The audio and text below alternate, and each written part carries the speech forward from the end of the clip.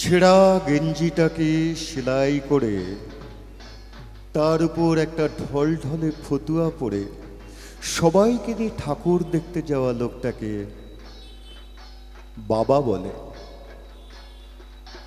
এক কৌটো গোবিন্দভোগ চাল আর সামান্য ঘি বাঁচিয়ে পুজোর মধ্যে একদিন পোলাও রান্না করা মহিলাটিকে মা বলে।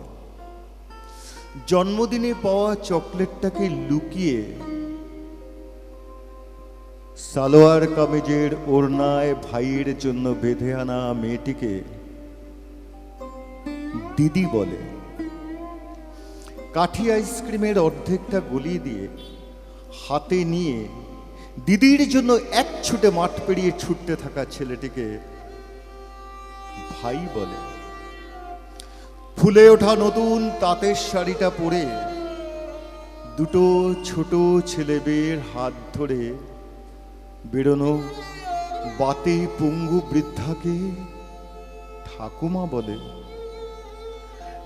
ডিজাইনার পাঞ্জাবি পরে অঞ্জলি দিতে দিতে পাশের বাড়ির নতুন শাড়ি পরা মেয়েটিকে কলেজ পড়ুয়ার আট চোখে দেখাটাকে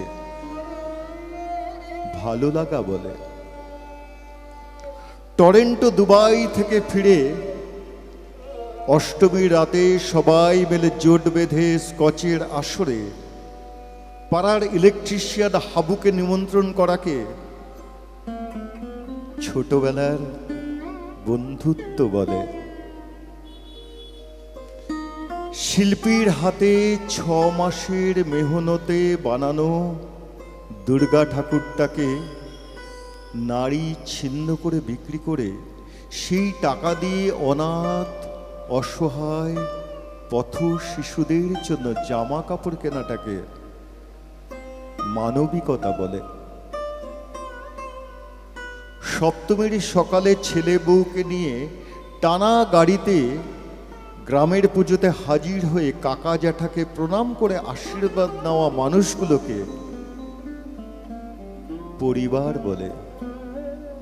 পুজোর জন্য সারা বছর ছুটি বাঁচিয়েও ছুটি না পেয়ে ফিরতে না পারা সেই কর্তব্যনিষ্ঠ কর্মপরায়ণ মানুষগুলোকে ফৌজি বলে।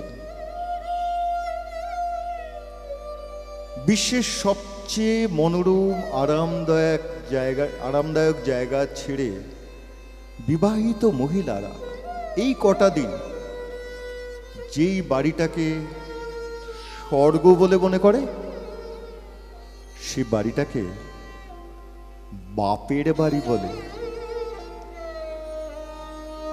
আর এই চালচিত্রগুলো সবগুলো একসাথে সাজিয়ে নিয়ে যেটা তৈরি হয় তাকে বাঙালিরা এক কথায় দুর্গা পুজো বলে।